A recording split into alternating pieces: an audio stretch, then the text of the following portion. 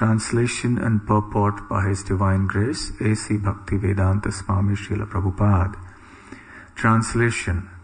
As a wooden doll is made to dance by a magician, I write as Madan Gopal orders me to do so. Purport. This is the position of a pure devotee. One should not take any responsibility on his own, but should be a soul surrendered to the Supreme Personality of Godhead, who will then give him dictation as Chaitya Guru or the spiritual master within. The Supreme Personality of Godhead is pleased to guide a devotee from within and without. From within, He guides him as the Super Soul, and from without, He guides him as the spiritual master.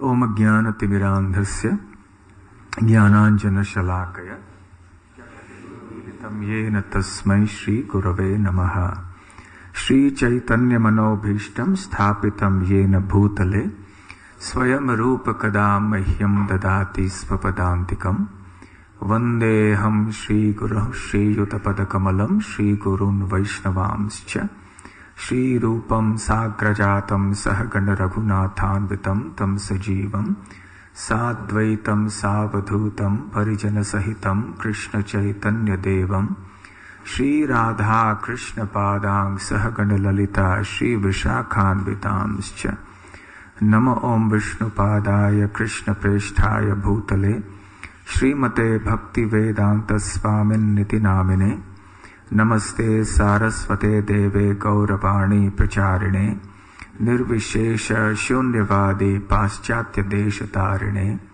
Vancha Kalpatarubhyascha Kripa Sindhubhya Evacha Patitanam Pavanebhyo Vaishnavebhyo Namo Namaha Jai Shri Krishna Chaitanya Prabhu Nityananda Shri Advaita Gadadhara Shiva Sadi Gaura Bhakta Vrinda Hare Krishna Krishna Krishna Hare Hare Hare Rama Rama Rama Hare Hare.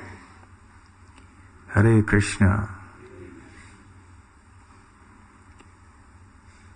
A very instructive and inspirational passage in the Chaitanya Charitamrita. Of course, everything in this text is inspirational and instructive, but each passage is perhaps instructive in a different way. Here we understand how great transcendental literatures are composed. Transcendental literature is or cannot be the product of merely a bright mind or a genius, materially speaking. Transcendental literature can be composed only by one who is divinely empowered. It cannot happen otherwise.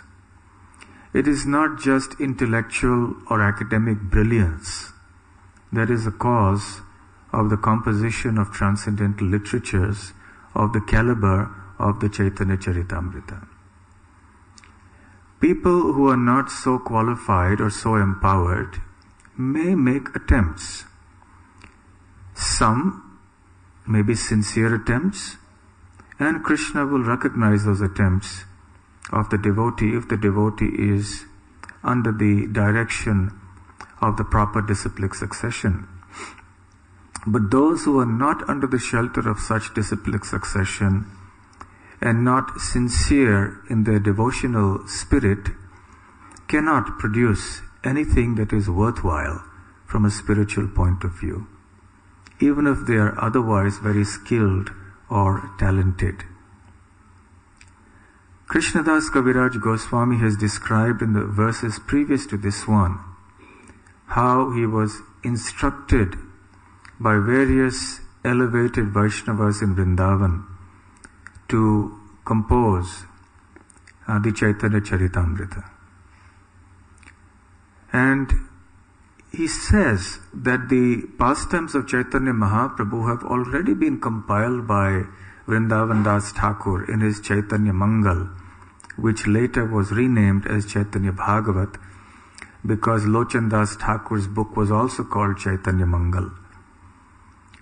So he says, when the original Vyas of Sri Chaitanya Mahaprabhu's pastimes, Vrindavan Das Thakur has already written so much, what remains for me to say?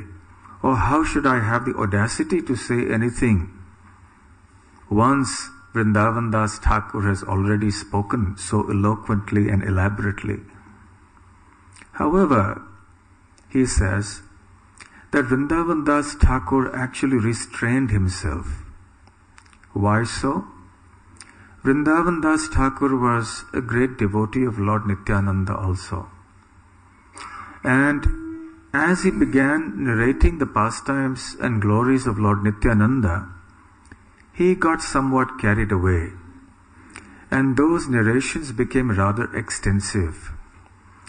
And then Vrindavan Das Thakur realized that his heart had flown in a certain direction, and the narrations of Nityananda Prabhu was so copiously described that he didn't have much space in the book left, so to speak, to talk elaborately about Sri Chaitanya Mahaprabhu's pastimes. Because Vrindavan Das Thakur feared that the book would get too voluminous. So he restrained himself. He didn't narrate the pastimes of Chaitanya Mahaprabhu beyond the childhood pastimes so elaborately. So the need was felt in the community of devotees, in Vrindavan especially, that someone should very extensively describe the pastimes, the later pastimes especially, of Sri Chaitanya Mahaprabhu. So they selected Krishnadas Kaviraj Goswami because they felt he was qualified. He was qualified from the point of view of his humility, his devotion, and all his other Vaishnava qualities. And also, very importantly, he had heard a great deal from Raghunath Das Goswami in Radha Kund. You see, every evening Raghunath Das Goswami would narrate the pastimes of Sri Chaitanya Mahaprabhu sitting on the banks of Radha Kund. And all the Vaishnavas there would gather to hear these nectarian narrations. Krishnadas Kaviraj Goswami was one amongst those Vaishnavas who would assemble there. Raghunath Das Goswami himself had not only personally obtained the association of Sri Chaitanya Mahaprabhu in Jagannath Puri, but also he had heard from Swarup Damodar Goswami. Mahaprabhu had personally placed Raghunath Das Goswami under the shelter of Swarup Damodar Goswami, who was his Shiksha Guru. And he told Swarup, now you have to take charge of Raghunath Das. Swarup Damodar, of course, was one of the very intimate associates of Sri Chaitanya Mahaprabhu. He had also maintained his notes. So Raghunath Das Goswami used to speak for hours together. So Kaviraj Goswami had heard these things with rapt attention. So therefore the Vaishnavas considered that Kaviraj Goswami would be the most qualified person. However, it is the nature of great Vaishnavas that even though the whole world and especially the community of devotees may think them to be very qualified, they think themselves to be utterly unqualified. And that is what actually makes for one's qualification. When one thinks that one is qualified, then one is actually not qualified. So the world of Vaishnavas is a kind of a strange world from the point of view of ordinary vision. And yet, because the devotee is very humble and surrendered to the devotees. So when the devotees instruct the Vaishnava to do something, then he is obliged to do it. So such was the background and the circumstance in which Krishnadas Kaviraj Goswami felt compelled to begin this great work, his magnum opus, the Chaitanya Charitamrita. He mentions the names of some of the devotees who personally ordered him to write the Chaitanya Charitamrita. And at the same time, he felt the need also to take the blessings of his worshipable deity there in Vrindavan, Sri Madan Mohan. He also, of course, Govinda Dev was also his worshipable deity, but this time he specifically came to Madan Mohan's temple. And as he came there, of course, we have seen in the previous verses, the Lord, in the deity form, gave his assent and blessings by letting the garland from his neck drop down. And Kaviraj Goswami took that to be a signal from the Lord that he had accorded his blessings. And then Kaviraj Goswami here states in a very prayerful mood that he is not actually qualified, but he is going to write only as the Lord makes him write. In the previous verse he had said, actually Sri Chaitanya Charitamrita is not my writing, but the dictation of Sri Madan Mohan. My writing is like the repetition of a parrot. He continues in similar vein by saying here that as a wooden doll is made to dance by a magician, I write as Madan Gopal orders me to do so. So the spiritual realm is a very fascinating realm, a very mystical realm. Things happen very mystically when it comes to pure devotees. Sometimes even the pure devotees may not themselves be able to understand how things happen. But the Lord works through these pure devotees in most wonderful and incredible ways to achieve or accomplish things that are quite extraordinary. Kaviraj Goswami's work is indeed highly extraordinary from any which way you look at it. He was also very, very old at this time, invalid, infirm. As he claims elsewhere in the text, his eyesight was weak. His hands were trembling because of old age. He was hardly able to see anything. He was bent over with old age. Despite all these physical infirmities, he continued to write, and his intelligence and memory was crystal clear.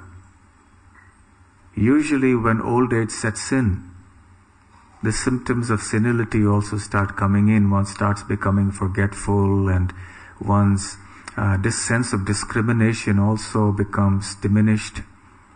But Kaviraj Goswami's faculties were in complete control and order. But as he says himself, they were not in his control, they were in the control of Sri Madan Mohan. We find this theme of the devotee considering himself to be a puppet in the hands of the Lord when he speaks something or when he writes something. The episode of Sri Chaitanya Mahaprabhu discussing very deep philosophical points with Ramananda Rai on the banks of the Godavari, as narrated by Mahaprabhu, comes to mind. This is one of those iconic or historical conversations that we must all preserve and study. Sri Chaitanya Mahaprabhu himself didn't pen any works. The only works that are actually attributed to him directly are the Shikshashtakam verses, the 8 verses. But he taught his disciples and his followers extensively. And through them, his teachings have been brought out to the entire world. His conversations with Sarvabhauma Bhattacharya, Prakashananda Saraswati and Ramananda Rai, for instance, are very, very important conversations through which he has brought out and elucidated some of the deepest theological and philosophical points. Because the Lord likes to give credit to his devotees, and he accomplishes wonderful things through his devotees. He likes to do that. He likes to see his devotees being glorified.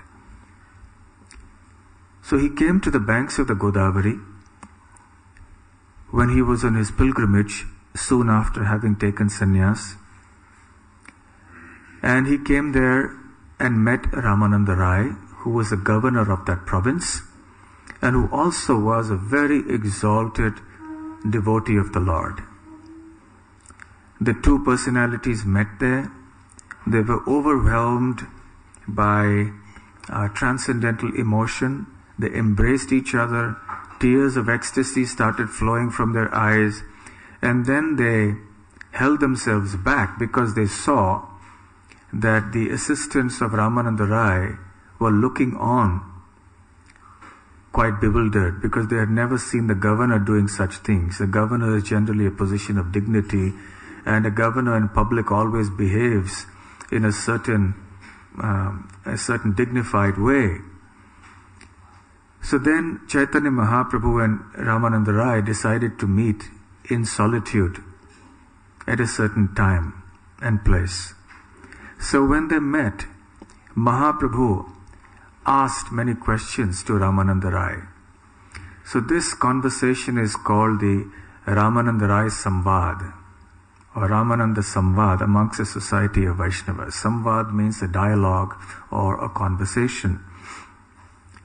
So the very first thing Mahaprabhu asked him is about Sadhyera Nirnaya. Kaho Sadhyera Nirnaya. Sadhya means the ultimate goal of life. Nirnaya means the ascertainment. So please tell me clearly, what is the ultimate goal of life? And from then begins a mystical journey on which Ramananda Rai is taken by the Lord very cleverly. He takes him to higher and higher and higher levels, stratospheric levels, as he goes on. Ramananda Rai starts by mentioning the goal of life as being following the Varnashrama Dharma principles. When Mahaprabhu says no, he goes on and says, well, all right, Krishna Karmarpana, to renounce the fruits of one's actions and surrender them to Krishna. He says, no, go ahead.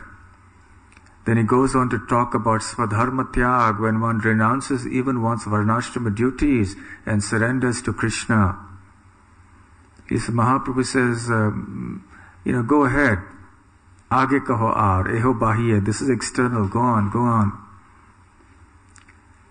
And then Ramananda Rai comes to the point of describing Jnana Mishra Bhakti. Mahaprabhu says, no, go on. Then he says, Prema Bhakti. He says, go on further.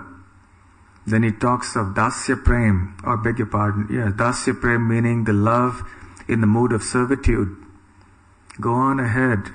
Sakhya Prem, love in the mood of a friend. No, go on.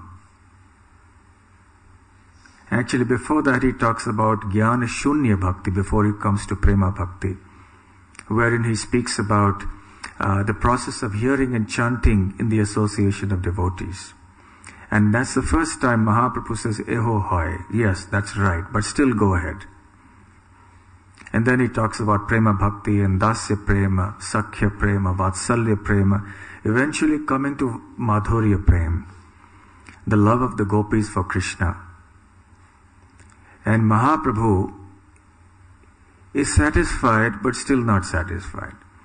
He says, it's wonderful, what you have said is exquisite, but still go ahead. And Ramananda Rai says, I have never known anyone in the world who could inquire about anything beyond this. But nevertheless, because you're asking me to do so, I will do so. And then he goes on to speak about Srimati Radharani as being the topmost gopi, the topmost exemplar even of the Madhurya Bhav, the Madhurya Prem, love in the conjugal mood. And when he finishes that description, Chaitanya Mahaprabhu wants to know more. He says, "Thank you, you have enlightened me today and made me understand things which I never knew. Now my visit to your place is successful. But nevertheless, I wish to know more. Krishna Rasvarupa kaho Radha Rasvarup, Rasa kono tattva, Prema kono tattva roop.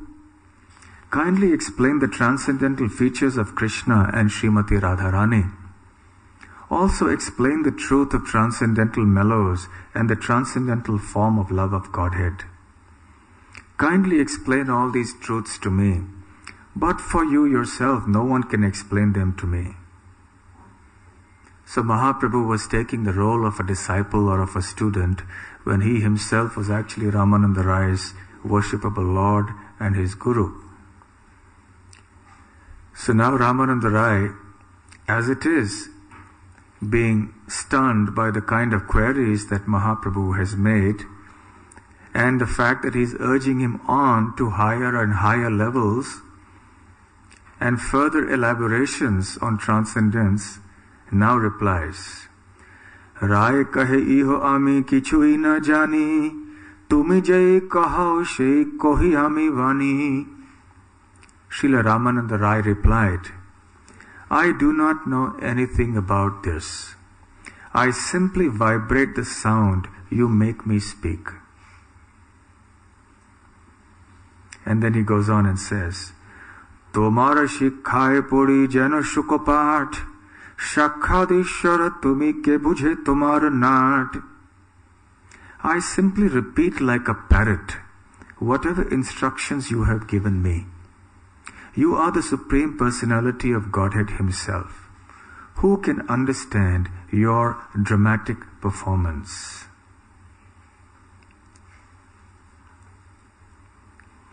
Hridaya prerana kara jivaya kahau bani, ki ke kohiye bhala mando kichui na jani.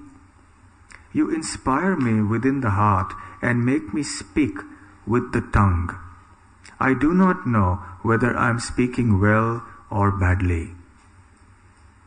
Now please note that this was the first time externally, or at least from the external point of view, that Ramananda Rai and Chaitanya Mahaprabhu had met. So when Ramananda Rai says, "I simply repeat like a parrot whatever instructions you have given me," obviously it wasn't in manifest lila, because this was the first time they were meeting and Mahaprabhu had not given any instructions to Ramananda Rai. So Ramananda Rai clarifies and says, "Yes, you gave it to me internally." Prabhupada, in the purport for the verse for today, speaks about how Krishna is the original Guru sitting in the heart of everybody. And he instructs us and guides us as a Chaitya Guru. And Krishna's guidance as the Chaitya Guru is clearly understood by those who are pure devotees of the Lord. For those whose hearts are filled with unwanted things, the anarthas, it may be hard to discern the voice of the Lord within.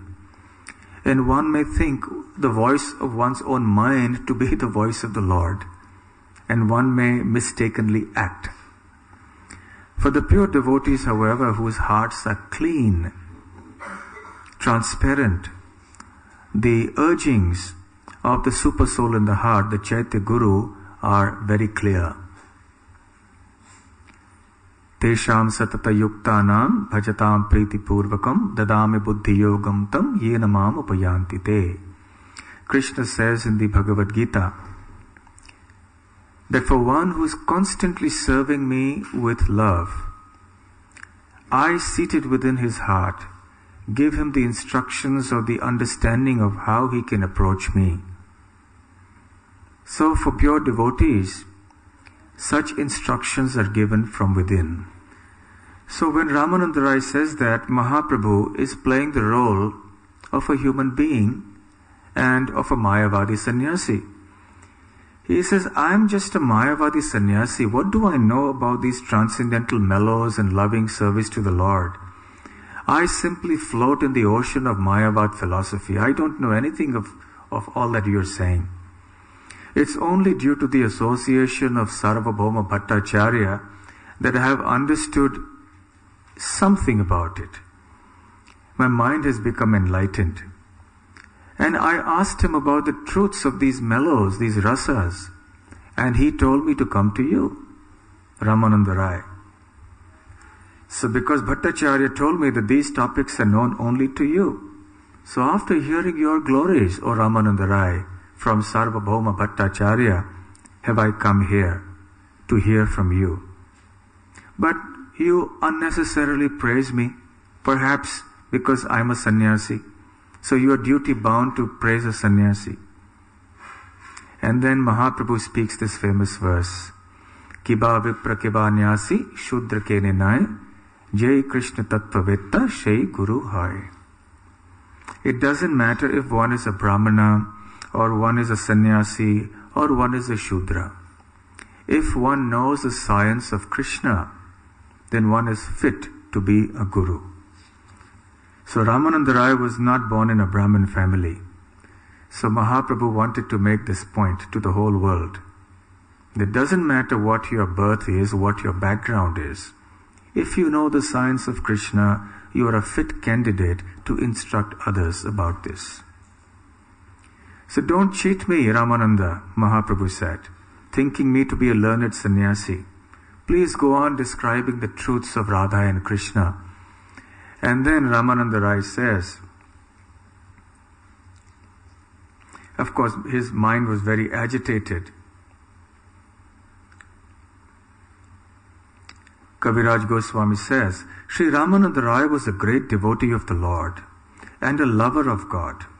And although his mind could not be covered by Krishna's illusory energy, and although he could understand the mind of the Lord, which was very strong and intense, Ramananda's mind became a little agitated. Then he says, Rai kohe ami not tumi sutradhar, jai moto na chao taiche chahi nachi bhar. Sri Ramananda Rai said, I am just a dancing puppet, and you pull the strings. Whichever way you make me dance, I will dance. Mora jiva bina jantra tumi bina dhari, tomara mone jai uthe tahi uchari. My dear Lord, my tongue is just like a stringed instrument, and you are its player. Therefore, I simply vibrate whatever arises in your mind. So Ramananda Rai further went on to speak then on Krishna Tattva. So we see here the views expressed by Ramananda Rai. He says, my tongue is like a stringed instrument. My dear Lord, whatever you wish me to speak, my tongue just moves. What do I know what I am speaking? I don't even know whether it's good or whether it's bad, whether it's sense or it's nonsense. I don't know. I simply speak what you make me speak. So I am just a puppet. You can make me dance as you like. This is also Krishnadas Kaviraj's mood here. I am just a wooden doll that's made to dance by a magician, and you are that transcendental magician, O Madan Mohan. So whichever way you want to make me dance, please make me dance. Srila Prabhupada also speaks something very similarly.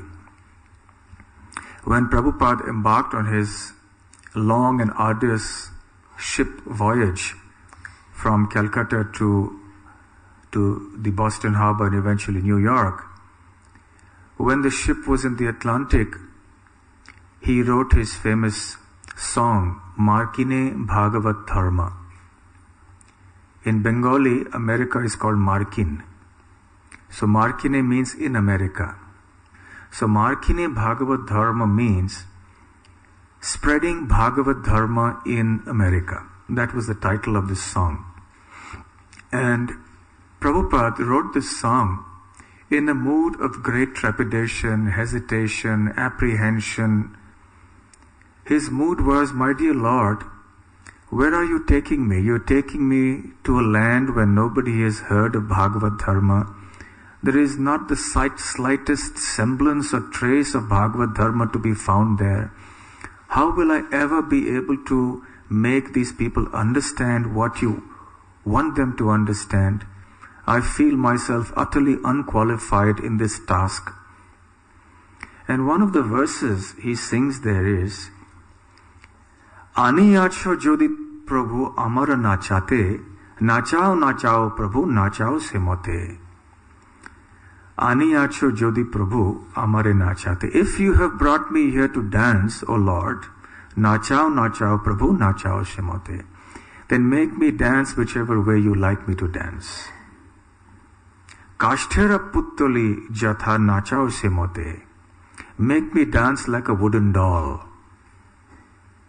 So it will be my great privilege and ecstasy to dance the way you want me to dance. Again, similar to what Kaviraj Goswami is saying here. So Srila Prabhupada was in his mood of utter dependence on the Supreme Lord. And this is what is empowerment. Empowerment means confidence. This is a peculiar thing, self-confidence. How does a Vaishnava develop self-confidence? And how does a materialist develop self-confidence? A materialist develops self-confidence by his own abilities. And surely some of them have remarkable abilities. You can have charismatic orators, you can have super intelligent geniuses who may do wonderful things. And their self-confidence has nothing to do with God, at least from their point of view.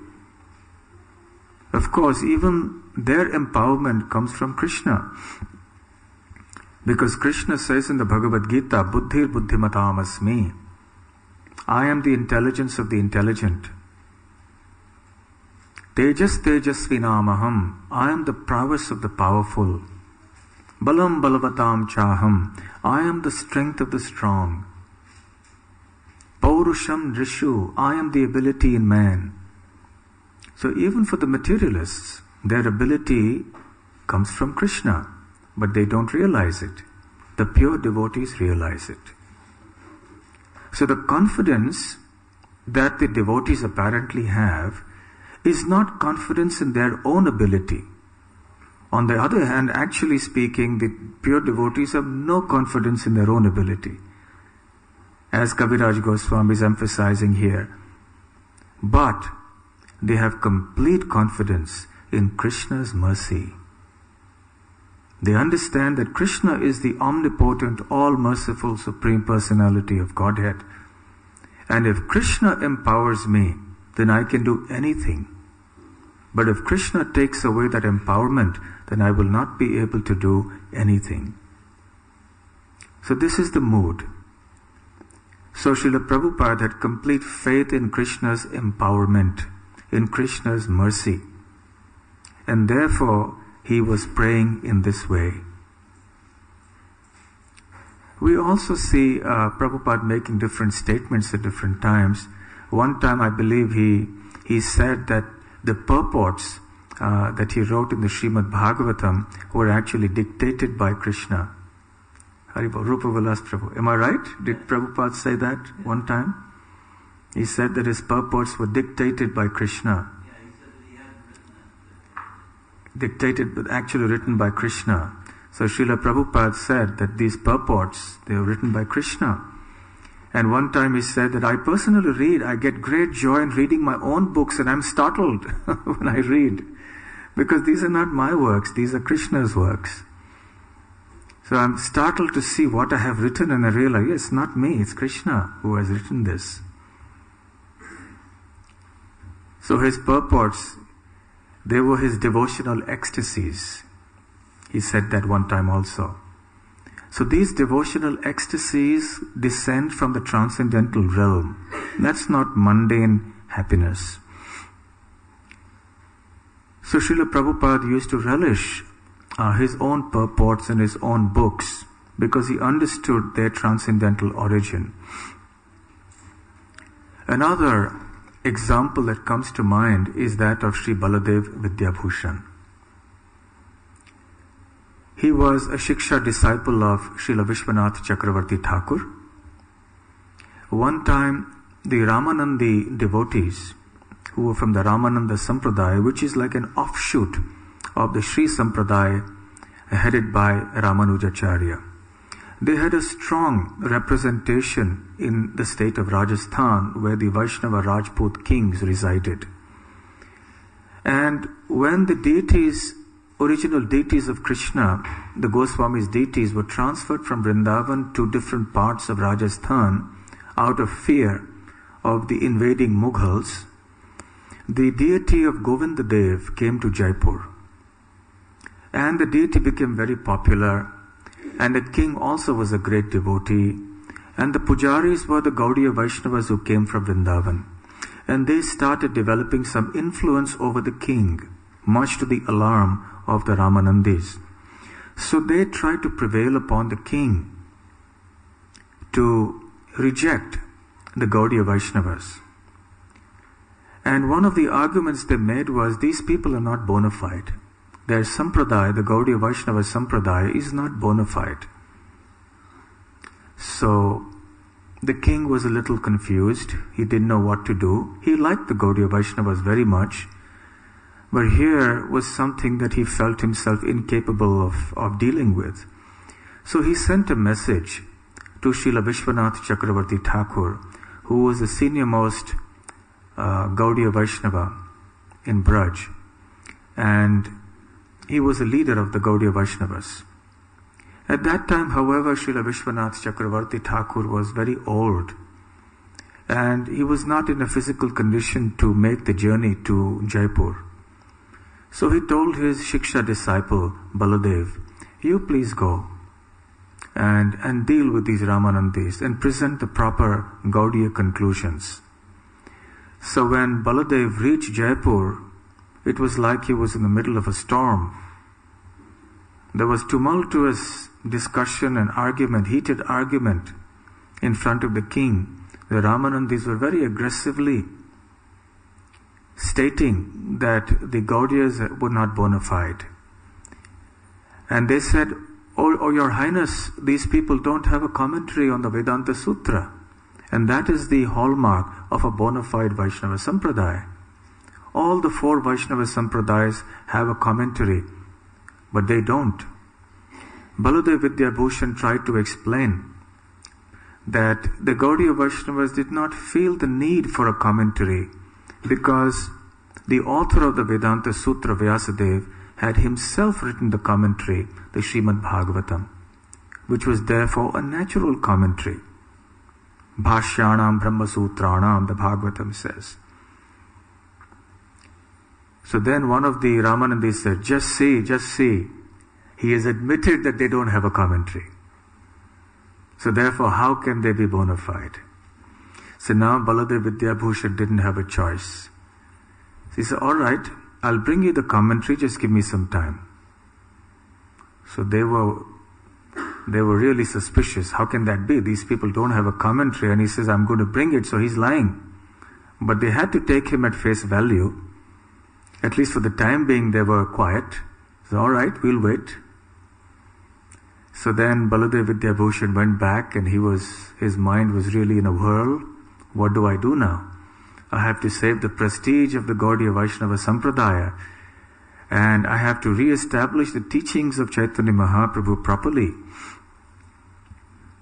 So then he went and to pray to his Guru and also to Govindadev. Some people say that he did this for a week. He took a week to write the commentary. Some people say a month, some people say 3 months. Well, either way, even if it was 3 months, that is a really short time to write a commentary on the Vedanta Sutra. When you know that every word you speak is going to be taken apart and analyzed by different people. But nevertheless, that was done. And how was it done? After the whole commentary was completed, Baladev Vidyabhushan went there in front of the king, and the Ramanandi scholars had assembled also. And then he began narrating and elaborating on the commentary, which he had called Govinda Bhashya for reasons I'll just mention in a few moments. The Ramanandis were wonderstruck. They couldn't believe their ears, and finally they actually accepted it. And they respected Baladev Vidyabhushan and glorified him, and actually many of them wanted to be his disciples. And with great magnanimity he said, no. You see, you are all connected to the Sri Sampradaya of Ramanujacharya. So it would be an offense for me to try to initiate you again, because you're already initiated in a bona fide Vaishnava Sampradaya. This is not the proper etiquette. It would be what is called Maryada Vyatikraman. I would be flouting the etiquette of Vaishnavas. So you please continue. All I wanted to do was to establish that our Sampradaya is a bona fide Sampradaya. So at that time and place, these Ramanandis and all the other Vaishnavas gave the title of Vidyabhushan to Baladev. Bhushan means ornament. Vidya means knowledge. He whose ornament is transcendental knowledge. From then on he became known as Baladev Vidyabhushan. So afterwards, after this episode, he wrote an addendum to this book, in which he explained how that book was written and why he named it as Govinda Bhashya. So in that addendum, he speaks a Sanskrit verse which he says, Vidya Rupam Bhushanam Ye Pradaya. He says, I have been accorded the designation of Vidya Bhushan. Baladev Vidya Bhushan. Khatim Nitya Tenoyo Mamudaraha Shri Govinda Swapna Nirdishto Bhashye Radha Bandhu Rangah Sajiyat. Actually, Shri Govinda Dev Swapna Nirdishta Bhashye. So he appeared to me in my dream and revealed this whole commentary on the Vedanta Sutra to me. And this commentary, the same commentary which is so highly regarded by all the scholars. So therefore all glories, all victory to that Shri Govinda, who is the very life and soul of Srimati Radharani. And therefore I'm giving the title Govinda Bhashya to this book, because this Bhashya or commentary is not my commentary. It's the commentary of Govinda Dev, because he revealed it to me in my dream. When Baladev Vidyabhushan had come from Jaipur, or from the assembly where this whole discussion had gone on with the Ramanandis the first time, he had gone to the temple of Govinda Dev to beg for blessings and mercy. And at that time, also a similar thing happened that had happened for Kaviraj Goswami. The garland from the neck of the deity fell down.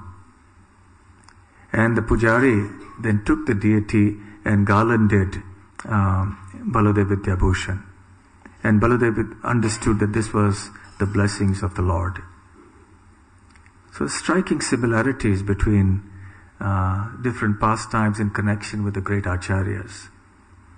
And then he got courage and he sat down in an isolated place for whatever period of time it was, a week or a month or 3 months.